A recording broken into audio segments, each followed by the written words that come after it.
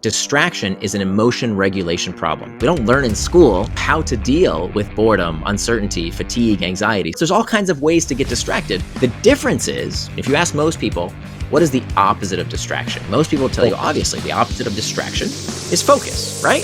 It's not.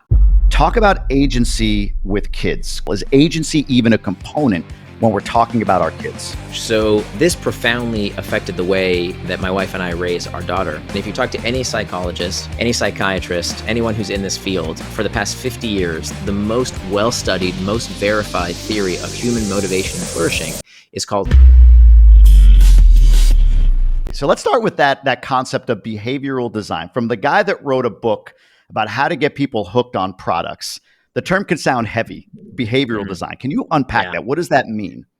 Yeah, it's about how do we build the kind of products and services that people use because they want to, not because they have to. So the whole idea behind my first book, Hooked, How to Build Habit-Forming Products, is what if we could steal the secrets of the video game companies, of the social media products, and use the psychology of consumer behavior to get people hooked to good things, to good habits. For example, Fitbod uses the hook model to get people hooked to exercise.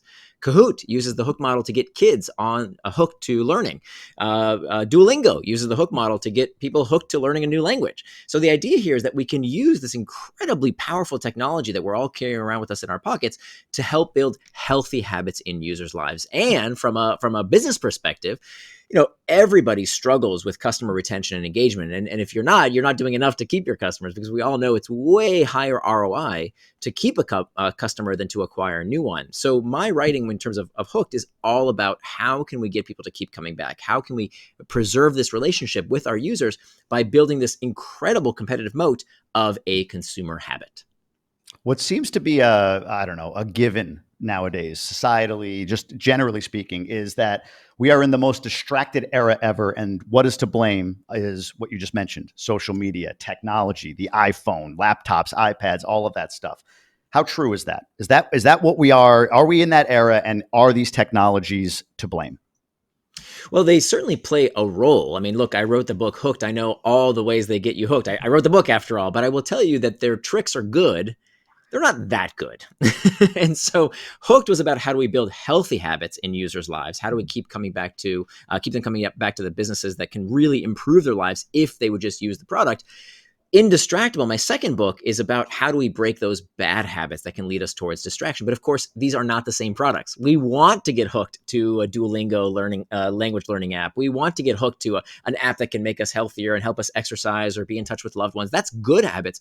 But we also want to disconnect from these distractions that are leading us off track. Now, I'm very much a tech optimist. Not that tech is perfect. It causes all kinds of problems. And one of the problems that too much of a good thing can cause, whether it's too much food, too much news, too much booze, doesn't matter. If you're consuming too much of it, that it's leading you away from your life's purpose, from being the kind of person you're able to become, well, now it's become a distraction. So that's what Indistractable is all about. It's about living the kind of life you deserve by making sure that you don't look back on your life with regret because you got distracted. That's interesting. So from a distraction standpoint, I go immediately to kids, right? So I think about devices and technology and everything else. And the kids that are growing up today, they're just disadvantaged because of the fact that we've got these devices we throw in our kids' faces. Are the principles of being indistractable applicable to children? Let's start with that question. Then I have a follow-up on that. Absolutely. So the most important section of the book is how to raise indistractable kids. There's a whole section in the book just on that question, how to raise indistractable kids. There's another section on how to build an indistractable workplace. Of course, most of the book is devoted to what you can do as an individual to become indistractable. But I think when it comes to kids, I'm the father of a teenager, it is incredibly important. Look, the skill of the century for us and for our kids, the skill of the century will be the power to be indistractable. I'll tell you why. Because there is no aspect of your life that is not dependent on your ability to control your attention. Whether it's your physical well-being, your mental health, your business, your relationships, if you cannot decide what you want to do with your time and attention, you do not control your life. And so when it comes to our kids, the best thing you can do, if you want to raise indistractable kids, the best thing you can do is to stop being a hypocrite and be an indistractable parent. And I know that's going to hit some people really hard because it hit me hard too. I would complain about how distracted my daughter was. And meanwhile, I was, put down the phone, honey, stop doing it, get off of TikTok. And meanwhile, I was on my device. How many times have we seen that? Same with Yeah. the big boss, right? I get paid a lot of money to go to do corporate workshops to teach companies how to be indistractable. And guess who's in the back of the boardroom on their phone? Mr. or Mrs. Super Important Boss. It's not the millennials that are checking their device. No, no, no. It's the person who's cutting everybody's checks, who's so important. And they don't realize that culture flows downhill. That, kids are born with these hypocrisy detection devices. I don't know if you've ever seen them. They have these invisible antennae that they come out of the womb with, and they're constantly looking for when you're being a hypocrite. So the best thing you can do is to be an indistractable parent. Now, when it comes to the nitty gritty, we can talk all about that. This is, again, the most important chapter in the book, how to raise indistractable kids. Because Yeah. at the end of the day, look, for adults and kids, the problem is no longer that we have scarce information. It used to be our grandparents could probably say, you know what? I don't know. I don't have access to this secret knowledge that was, kept in some ivory tower or in some library. I just didn't have access to that book or the information that told me what to do. Today, we can't say that, right? Who doesn't know that if you want to lose weight, for the vast majority of people, you eat right and you exercise? That's it, Yeah. right? If you want to be better at your job, you got to do the hard work that other people don't want to do. If you want to have better relationships, you have to be fully present with the people you love. We know this. The problem is no longer that we don't know what to do. We know what to do. And if you don't know what to do, Google it. It's all there for you. The problem is that we don't know how to get out of our own way. We don't know how to stop getting distracted. And until we learn that skill, it doesn't matter how many books you read, because they're not going to help you if you can't finish the book enough to implement the tactics in your life. Can you overlay, and this might be a little bit granular and maybe overly simplistic, but your books are essentially about habit formation or the Right. deconstruction of bad habits. So habits are the thread through the heads of the needles in everything that I've read or listened to about Mm-hmm. what you talk about. It's interesting that you called the ability to be indistractable a skill. Right. Can you overlay or connect habit to building that skill? Such a good question. Really good question. So I think we have reached peak habit. What do I mean by that? We hear people using this term habit in a way that I think is actively self-destructive, because I think we've been fed too much of a steady diet around this term habit without really understanding what it means. I mean, you hear people saying things like, oh, I want to get into an exercise habit. I want to get into a writing habit. I want to get into a meditation habit. And what they mean when they say that is that there's something they don't want to do that they want to have done.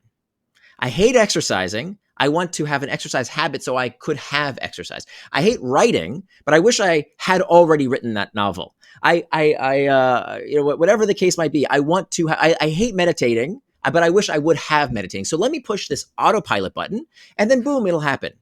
That ain't how habits work, folks. Let's start with the basic definition. What is a habit? Let's get our terminology straight. A habit is defined as the impulse to do a behavior with little or no conscious thought. An impulse to do a behavior with little or no conscious thought. Jamie, if you can figure out a way to push yourself in the gym with little or no conscious thought, with no effort, if you know how to write without thinking, if you know how to meditate without putting the effort of meditating, you're doing it wrong. You've fallen asleep. Okay. These things require effort. So they will never, ever be a habit, because you can't do them with little or no conscious thought. Now, there are certain behaviors that you can turn into a habit. For example, when you first learn to drive a car, right? When you're 15, 16 years old, you're white knuckling it. You're very conscious of every little thing. It's got a lot of conscious thought. But then after you drive for a few years, yeah, you can talk to your buddy, you can make a phone call, you can do all kinds of things while you're driving, because this, what we call automaticity of the behavior, has taken hold. So now you can do it with little or no conscious thought. And that is absolutely true. And some behaviors can become habits, but many behaviors can't and won't ever become habits. They will stay a routine. What is a routine? A routine is a series of behaviors frequently repeated.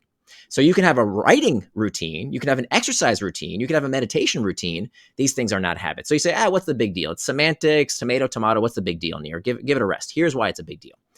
Because when we tell people, just turn it into a habit, make it into a habit, they try it and they read some cockamamie advice that says 44 days to make a habit, which is completely bogus. It's not true. No study shows that there's like some magic number. It's much more complicated than that. They do it for that amount of time, and then they stop and they say, you know what? Exercise still sucks. Writing is still really hard, right? It's not working. And so what do? Do they blame The guru that told them that this is going to work? No, they blame themselves. They think they're broken. They're not broken. It's this methodology that's broken. So what we have to do is to be very careful about how we design behaviors. Like, can't, you have to use the right tool for the job. So can you smash in a nail with a screwdriver? Yeah, you could probably do that if you tried hard enough, but it would be much, much better to use a hammer rather than a screwdriver if you're trying to drive in a nail. So we have to use the right tool for the behavioral change job. And sometimes the answer is habits. Many times it's not. Now, okay, one last point. Sorry. So Yes. functionally, what does this mean? Like, let's nuts and bolts here. Okay. With a habit, there's a certain methodology to building a habit, right? We could talk about that. When it comes to a routine that we want to sustain for a long period of time, completely different pattern, completely different steps, right? Habits are about making things super easy, effortless. Routines, which require conscious thought, which are difficult, require us to learn how to deal with discomfort.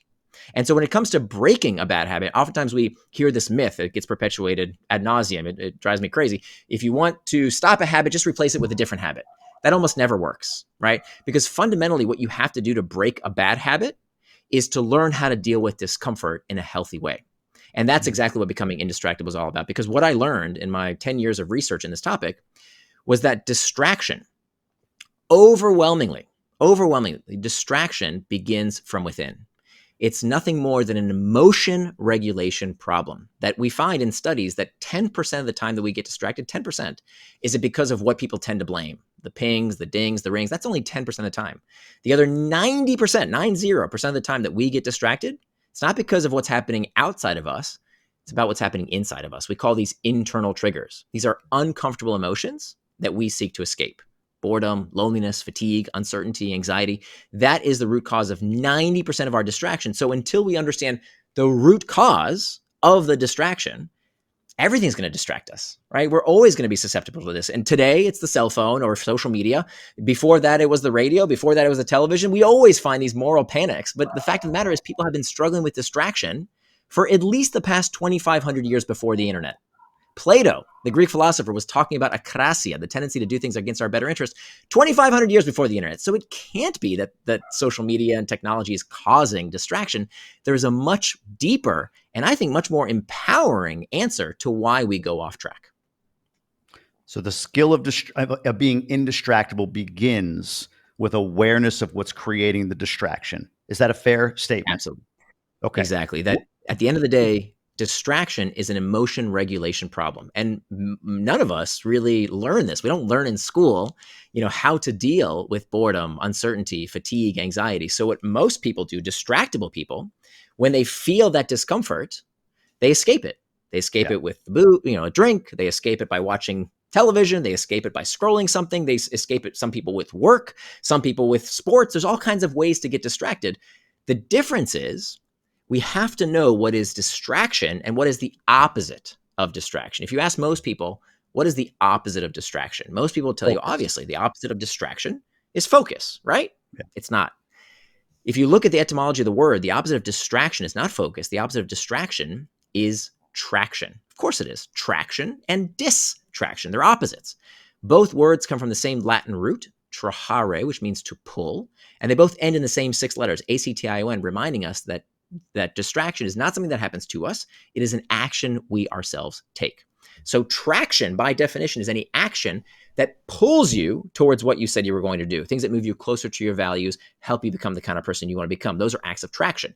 Anything else is a distraction, something that pulls you away from what you plan to do, away from your intentions, away from your values. Now, the one word that separates traction from distraction is intent. Intent. So as Dorothy Parker said, the time you plan to waste is not wasted time. So if you want to go on social media, do it. You want to go on Netflix or YouTube or whatever you want to do with your time, nobody should tell you how to spend your time. Certainly not me. The idea here, though, is I want you to do whatever you want to do with your time and attention according to your values, not someone else's. So even if it's going online and putzing around, playing video games, doing whatever you want, if it's what you plan to do in advance, it is by definition traction. Everything else would be distraction. Conversely, this is a really important point. I see this all the time among professionals, especially people who own businesses. They justify what they're doing because it feels worky, right? How many times have you sat down at your desk and you say, okay, I've got that big project. I've got to prepare that sales presentation. I got to make I got to procure some leads. I don't know, whatever it is, that big thing you have to work on, that you've been putting on, that you've been procrastinating. You say, okay, here I go. I'm going to get started right now. Nothing's going to distract me.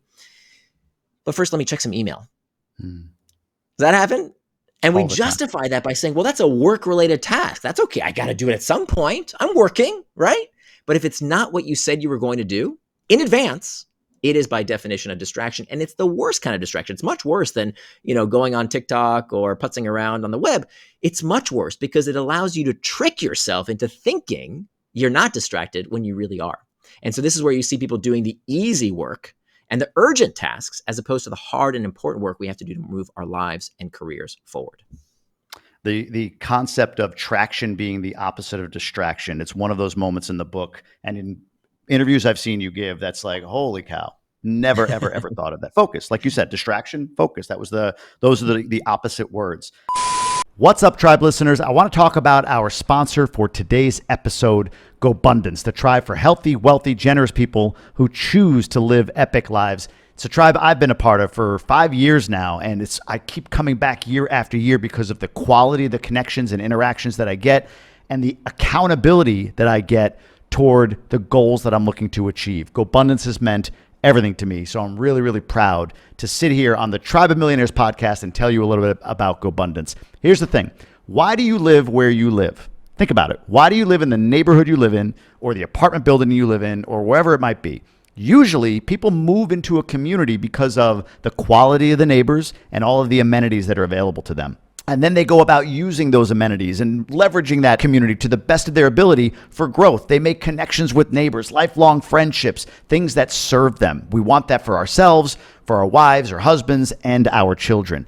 That's what Gobundance is at the next level. Imagine if you're a man moving into a community of other millionaire men that are driven toward being the best versions of themselves as fathers, as husbands, in their health, in their relationships, in their contribution, you name it. That's what Gobundance provides. For me, it's been everything. I get with my Gobundance brothers on a weekly basis and I tell them, this is where I'm trying to go. Things I can't share with the regular folks in my life, my friends, my family that I've known forever. They only know me for who I've been. Gobundance guys, they know me only for who I'm becoming. And when I deviate, when I go off course from being that guy, from taking action toward being that guy, that's when they step in, that's when they hold me accountable, and that's what accelerates my growth. Go to Gobundance.com right now and apply. If you're a millionaire and a man, Gobundance.com. If you're a woman and a millionaire, GobundanceWomen.com. And if you're not quite a millionaire, go to GobundanceEmerge.com and you join me in the community that I've created in partnership with Gobundance to get yourself to that place of being what we call a whole life millionaire. Gobundance.com. You can start there, see everything that we have to offer. It's an incredible community. I can't wait for you to be a part of it. Now, back to the show. On this topic, and thank you for that. I think, the skill of indistractable awareness, and then I love how you broke down the etymology of the word. And you've talked about, I think, two concepts, really. I talked about habit formation already. And the other one, I think that's a through line for you is, let's call it agency or autonomy. I think that's a big talking point that you come up with. Something you said that I thought was interesting was in the sense of, or in the case of businesses, high expectation and low control leads to loss of agency, leads to burnout. This resonates with me. Quick aside, as a former executive with Progressive Insurance, big insurance company, top 200-300 guy in the company, I left after making hundreds of thousands a year. I left a couple of years ago because that's exactly the experience I was having. It was high expectation, but very low agency over my time.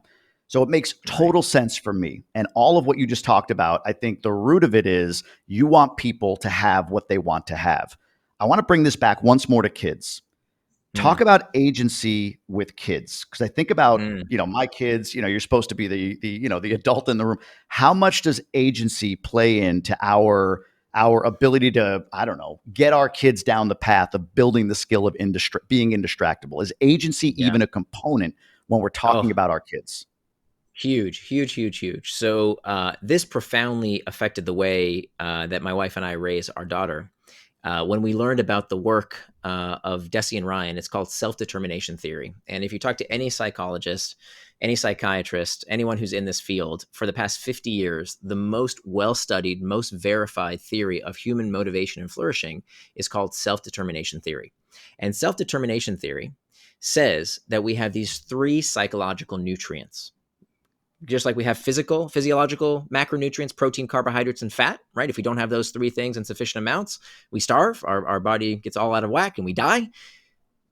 Similarly, if we don't have these three psychological nutrients, very bad things happen to our psychological well-being. And these three psychological nutrients are competency, autonomy or agency, and relatedness. We all need these three psychological vitamins. And when you look at kids specifically today, what is going on is called the needs displacement hypothesis. The needs displacement hypothesis says when we are not getting enough of these psychological nutrients, competency, autonomy, and relatedness offline in the real world, we look for them because we're starving. We get them in the online world. So when you take competency, for example, we know what has happened since 2008. Yes, we have more smartphones. We have more technology. We also have the No Child Left Behind Act, which started incentivizing teachers to teach towards the test. There are schools across the country where first graders are tested 4 or 5 times a year on these standardized tests. So there is a subsegment of kids who are told constantly, you are not good enough. You are not competent. And I'm not anti-standardized tests. I think there is definitely a time and a place for them. But when we shove 30 kids in a room with one teacher and we think that this is the end-all be-all of how to teach kids, and we shouldn't be surprised that some of them don't feel competent. They don't feel like they can catch up. And so what happens if you come home from school, you don't feel competent all day, you're told you're not good enough? It's no surprise that for some of these kids, they look for that feeling that they're not getting offline, they're getting it online. Because when they go on Roblox or Fortnite, they feel competent, they feel like a god, right? Next comes autonomy or agency. So we know that this is the most scheduled generation in history.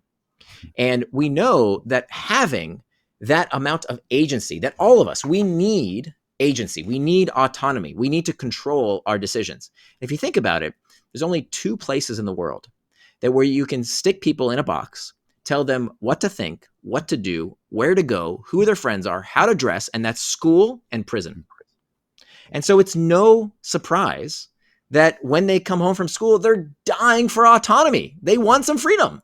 You know, this whole myth that teenagers are rebellious, you know, it's a myth. It is clinically untrue. It is one big fat myth. And how do we know this?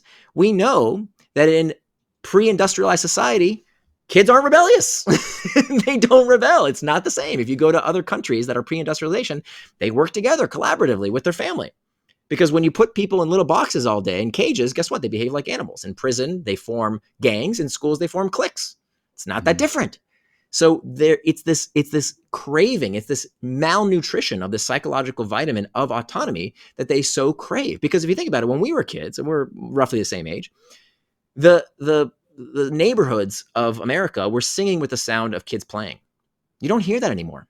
You know, especially not during COVID. Like, what the heck else were kids were supposed to do if we stuck them indoors all day? So today you don't see kids playing. Why? Well, because the media has convinced us of stranger danger, that we got to keep our kids inside in order for them to be safe, even though statistically this is the safest time in American history to be a kid. Furthermore, if you have money, you're in this mad race to get your kid into an elite college. So you have to plan the test prep and the ballet lessons and the swimming lessons. And there's no time for what's called free play. If you look at the work of Peter Gray, an amazing body of work that this psychologist has done, what he is showing is that there is a correlative relationship between the amount of play that kids are getting and the increase in depression, anxiety, and suicidality. Because the third component of these psychological nutrients is relatedness. Relatedness is this sense of our place in the world that we can only get through play. But kids today have less time for free play than ever before. And so play is super important because if a parent or a teacher tells a kid what to do, that's registered at one level. But if a peer says, hey, if you act that way, I don't want to play with you, you're being a jerk, that's a whole nother ballgame. And when we don't give kids time to play because they're so hyper scheduled or they're indoors all day, they don't nourish themselves with this psychological nutrient of relatedness. So we need to start scheduling play with the same fervor as we plan all these extracurricular activities. It's the best thing you can do for your kid's psychological well-being. So the result, what I'm claiming, and what the needs displacement hypothesis claims, I didn't invent this, it's been around for decades, is that when the kids aren't getting enough of these 3 psychological nutrients, well, where do they go? They go online. When we don't have relatedness, if you've ever played one of these games, if you ever actually sat down and played Fortnite with your kid, it's not a video game. It's a way to chat with your friends. It's a way to hang out. That's all it is, right? And so they will find those solutions online when they're deficient in those nutrients offline. So that's the root cause of the problem. Now we can talk about the nuts and bolts of what to do about it, but I think that's the ultimate cause. It's not that the social media and the video games and the technology is the source of the problem. It's a symptom of a much deeper problem. How do I know this? In my 10 years of working in this field, I have never met a kid, never, not even once, where they are offered the option to do something fun with their friends and they choose to stay online. When a parent says, you should read a book, that's not fun, right? Like, that's not a good comparison. But if it's like, hey, Jimmy's going to come over and we're going to get out the slip and slide, watch how quickly your kid gets off Fortnite. That's true. That's so true. You're going into a territory I'm very passionate about. We are very big on what we would call alternative education, although, as an aside, I think the last 120 years is really the alternative education. It's never been this way before Oh my God. industrialization. Thank you for saying that. That is so true. We only think of today's technology as technology, but you're totally right. It's 120 years that this whole institutionalized education, Yeah, that's also a new technology. It's a blip on our historical radar. it really is, and it's unnatural in so many Yeah. so many ways. It's I love so your unnatural. correlation, prison and school. It is so true. So for me, look, I'm a big proponent of alternative education. We'll call it what that is for right now. So that's why we can live in other countries, right? We don't homeschool, but we find sources that allow kids autonomy and agency over their education platform. How far they want to go, they can go. If they're third grade by whatever standard, they could be doing sixth grade math if they're just naturally inclined to do so, which Yeah. I love.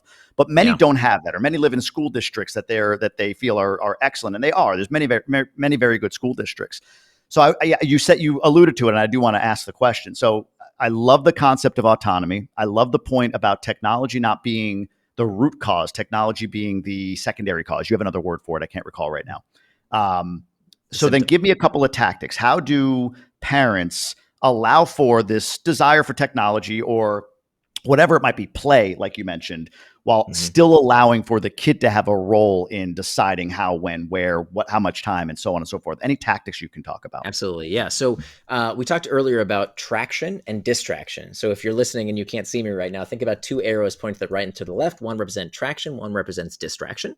Now think about 2 arrows pointing inward. Those represent internal triggers and external triggers. So if you can get that mental image in your head, and if you can't, maybe Jamie, you can link to an image of it in the show notes. That is the model for how to become indistractable. That was the hardest part. That's what really took me 10 years to make, was this model that I want everyone to tattoo on their brain, because it's not about the tactics. The tactics are nice. Tactics are what you do. Strategy is why you do it.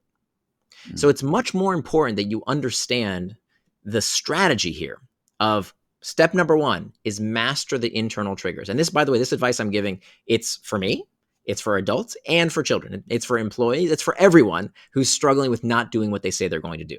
Okay.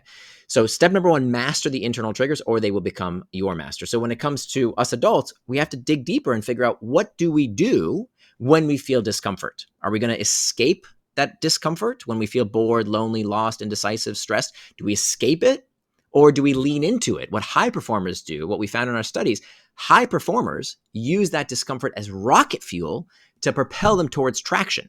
Whereas distractible people escape it with distraction. How many athletes and artists and people at the top of their game, they all have the same sob stories. I had an alcoholic father. I was abused. I had this hardship. I grew up in poverty. They have all kinds of internal triggers as well, but they deal with them differently than the rest of us. They use it as rocket fuel. So what I want people to do first and foremost is to adopt a few of these techniques, a few of these arrows in their quiver, and we need to teach these to our kids as well. What will you do when you feel bored? What will you do when you feel lonely? What will you do when you feel discomfort? How will you deal with that emotion? Because at the end of the day, remember, distraction by and large is an emotion regulation problem. So there's over 10 different techniques. You don't have to go see a psychiatrist. That's not necessary for my work, unless there's a real diagnosis here, which is not exactly what my book is written for. It's written for the 97% of people who are not struggling with a pathology. Teach your kids a few of these techniques. That's step number 1. Step number 2 is make time for traction. And again, this applies to adults just as well as kids. One of the best things you can do, and this is going to take people for a loop, schedule the distraction.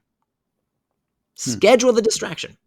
Your kid's using too much TikTok. Your kid's on Fortnite too much. Your kid, whatever it is, right? First of all, make sure it's age appropriate. Okay, that just goes without saying, but I'll repeat it anyway. It has to be age appropriate, right? As long as it is age appropriate, right? What you show to a 3-year-old is going to be very different than what you show to a 13-year-old. But as long as it's age appropriate, put it on their calendar. Sit down with it. Here's how you give them autonomy. You sit down with, this is what we did with my daughter when she was only 6 years old. We sat down with my daughter and we said, how much time would you like with the iPad?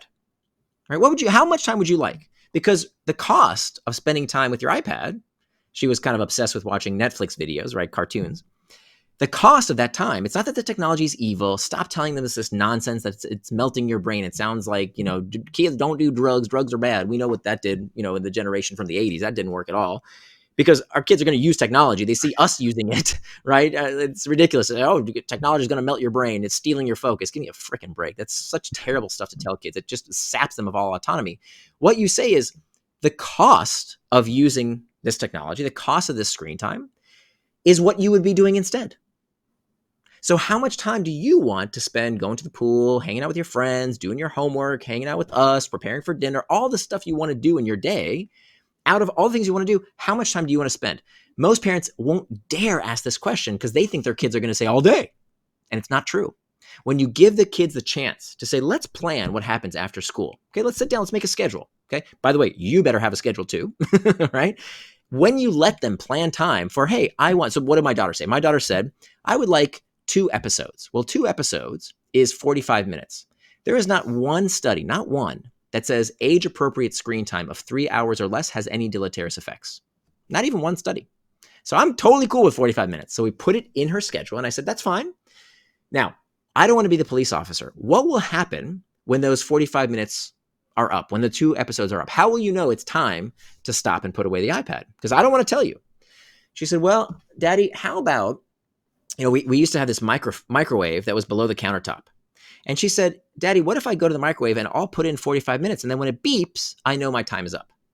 Now she does it with Amazon Alexa. She says, set a timer for 45 minutes and boom, she's off. And so what happened here? I gave her the agency. I gave her the autonomy. And what's going to happen when she goes off to college? Am I going to have to come to her dorm room and say, stop looking at YouTube videos, dear? No, she's built that skill to monitor herself. And if she can't do that, she's going to have some big problems at college and in the rest of her working life. So it was very important that she took responsibility for it. And she's doing great. Now, sometimes she slips off track. Okay, we have to have a check-in every once in a while. This isn't perfect, right? It's about nothing in parenthood goes absolutely according to plan. But in general, this technique has really worked for me and my family by planning that time for these, what used to be a distraction. What you're doing is essentially turning them into traction by planning time for them. So that's the second step. You want me to keep going? If you want, let's go with number 3. Sure. Go for it.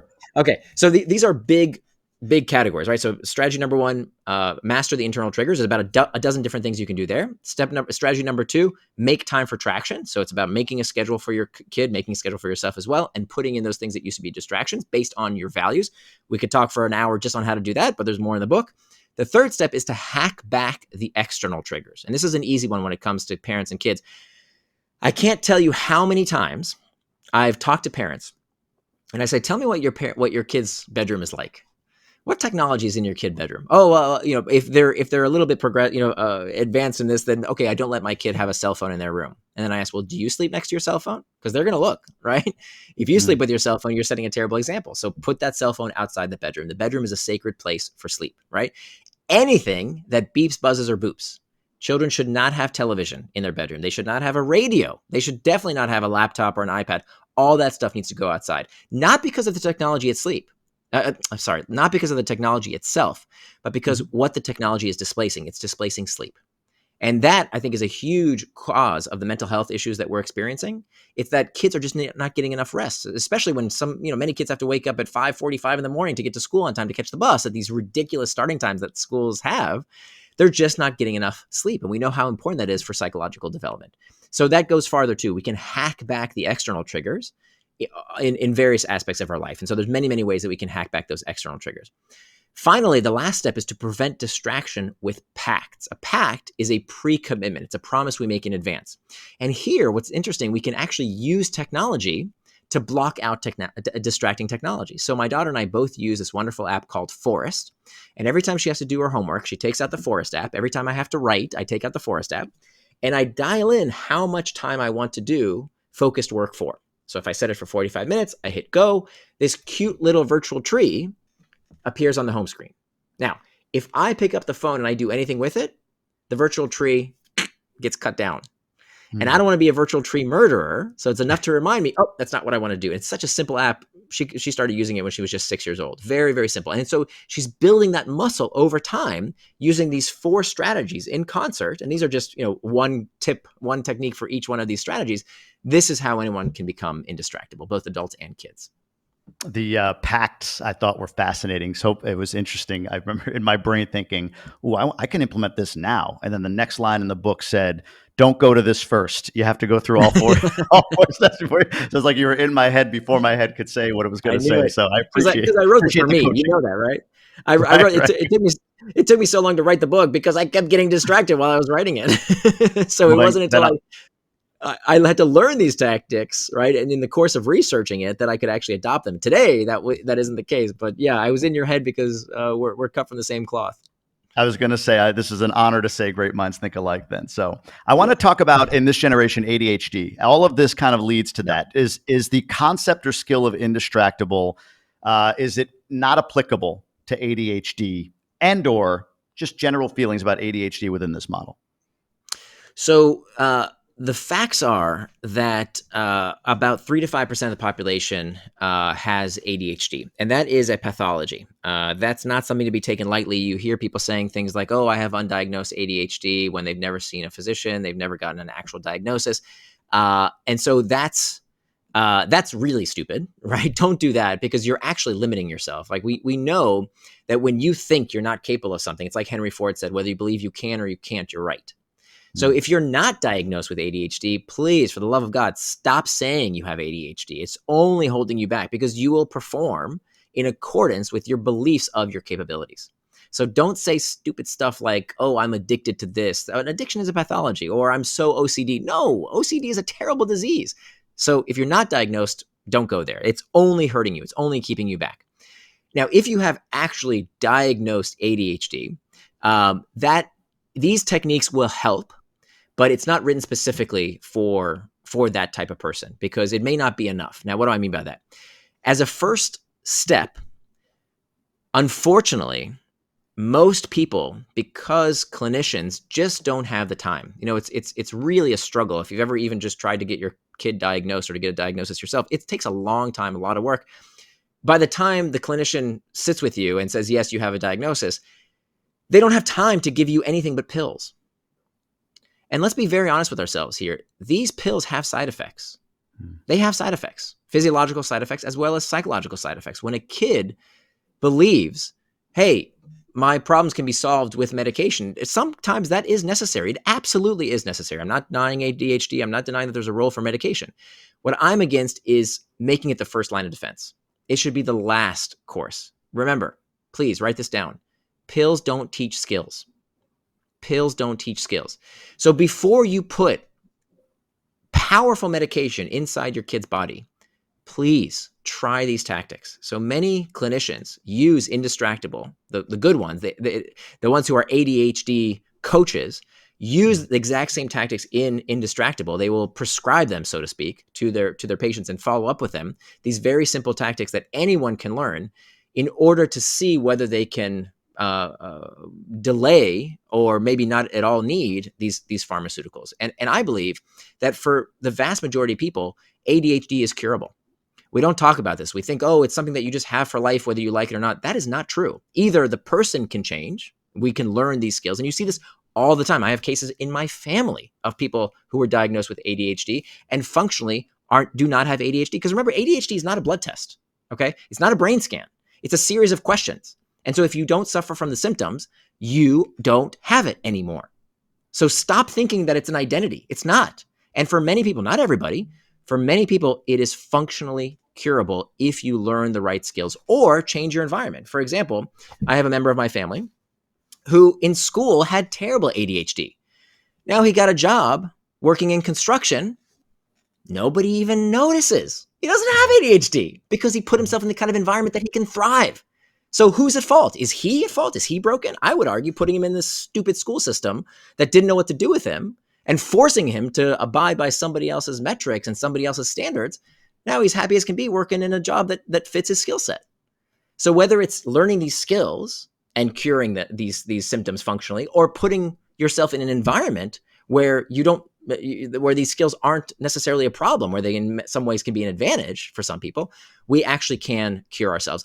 What drives me nuts is when we think, nope, nothing to do, right? Nothing to be done. Just take your pills and shut up. That, unfortunately, is what I think a lot of people default to because, frankly, that's what the system wants to do to people. And it's nobody's fault, right? The doctors don't have the time. Of course, the pharmaceutical companies have every incentive to push pills. And it just, it becomes a pill mill. And I think that's a real problem. So as parents, we have to try as much as we can to teach these skills before the pills. What I love about podcasting is as I listen to you talk through things, it's bringing up other concepts that I'd love to talk about and get a sense from you on whether you believe these concepts are accurate or not, whether or not they sort of sync up with the concept of being indistractable. It's funny you said about traction and rocket fuel, and I have Gino Wickman. I don't know if you know who he is, coming on in a couple of weeks, but literally wrote those two books on the concept of traction, rocket fuel and traction. Those are his two book names. No way. So when you said that, I was like, that's hilarious. But the first concept I want to go over is flow. I just had a guy named Stephen Kotler come on. He's written a whole bunch of books on flow. And I've heard you speak of flow. And these are my words for your description of flow. Essentially, that it's bullshit in some ways. Like, not that it doesn't exist, but that the fact that it's hackable is sort of, what's the word? It's a fairy tale dream of this ability to kind of hack into something. It's often over correlated with sports because, somehow it becomes relatable. And I'll be honest, I get flow, but I also, when I heard you say it, I was like, that's really interesting. So the question statement there, I think you know where I'm going with it. Can you unpack flow and how that relates with Indistractable, if at all? Yeah. So flow is like what they say about getting a job in Hollywood. Nice work if you can get it, right? Being Brad Pitt sounds great. Okay, good luck. I don't got a Brad Pitt face, right? Like, it's nice work if you can get it. And flow is very much like that. When you read the text of the person who coined this term flow, when you go back to not the interpretations of what flow is, but really, if you go back to the original source, if you read Mihaly Csikszentmihalyi, the psychologist who did the seminal work on flow, the case studies are all about people having fun, right? It's surfers, it's basketball players, it's people doing stuff they enjoy. And that's awesome. In that respect, flow is very, very real. That's the construction worker relative, correct? The construction worker relative, is that flow? Not to interrupt you, sorry, but just to get a sense of that. For him, it might be flow. For me, it definitely would not be flow. Right. Because I freaking hate working with my hands. Like, give me a typewriter, right? Like, give me a word processor. I would hate being on the construction site. But for my family member, he might get into flow when he's working in a problem that he really enjoys, and it's great. And that's fantastic. If you can put yourself in that type of environment, that's wonderful. That is a blessing above most blessings. If you can really enjoy your job to the extent where you can get into flow on the job because you just enjoy that activity, fan-freaking-tastic. The problem is it's oversold. It's oversold in a very similar way that habits are oversold. It's sold for the problems and the tasks that I don't like doing, right? I don't know how to get into flow doing my taxes. Doing my taxes sucks. I cannot and will not and should not expect to get into flow while I'm doing my taxes. And again, the problem is when we sell people this bill of goods of, well, just get into flow, just make it a habit, just be mindful. And then they try it and it doesn't work.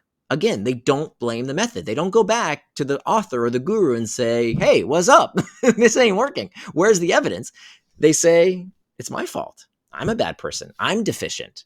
I must have undiagnosed ADHD. No, it's just the methodology you're using is wrong. It's using the screwdriver to bash in a nail. Because when it comes to activities we don't like doing, we have to find ways to deal with the discomfort in a healthy way, right? That's why these tactics around mastering these internal triggers, or they become your master, is so important. It's just finding the right tool for the job.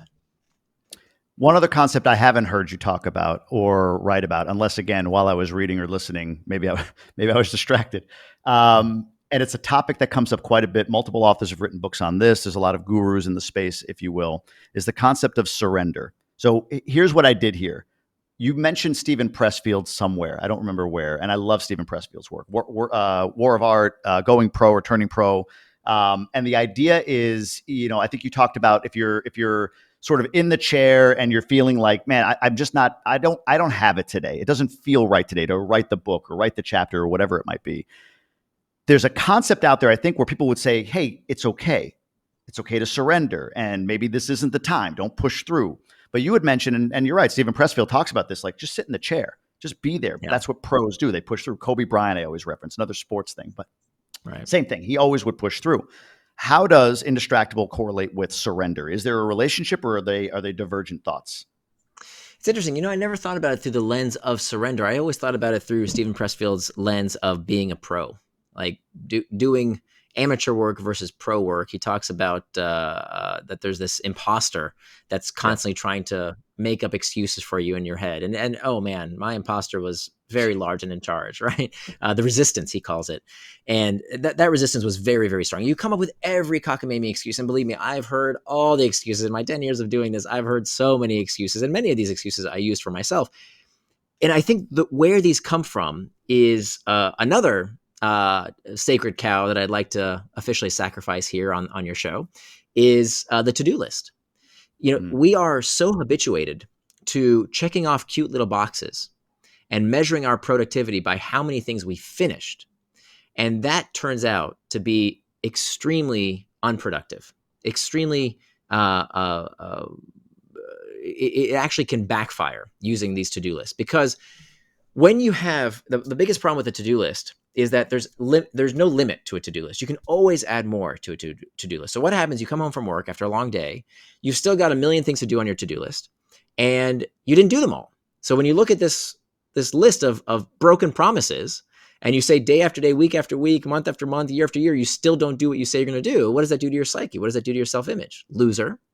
Whereas the right way to measure ourselves is not how many cute little boxes we checked off.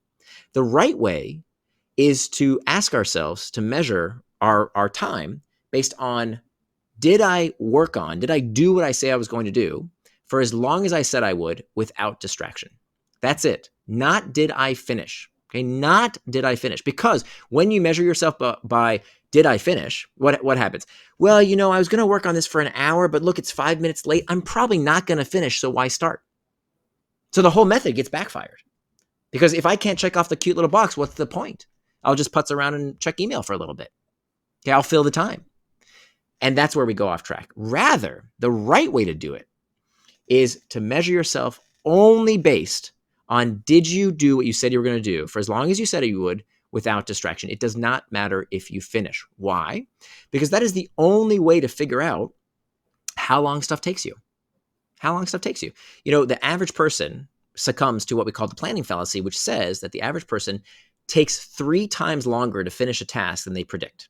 3 times longer. Why? Because there's no feedback loop to tell us how long stuff takes.